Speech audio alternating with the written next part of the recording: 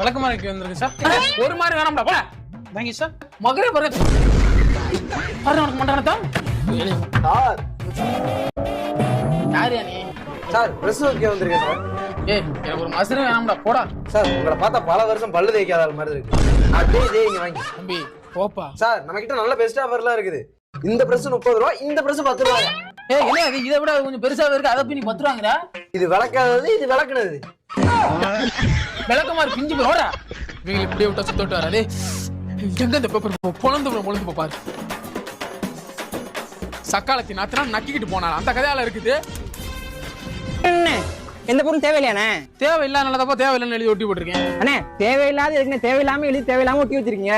தம்பி தேவையில்லாம பேசாத. தேவையில்லைன்னு உனக்கு என்ன பிரச்சனை? உனக்கு தேவையில்லை அவ்வளவுதானே. ஆமாண்ணே தேவையில்லடா. இப்போ உங்களுக்கு தேவைதானே?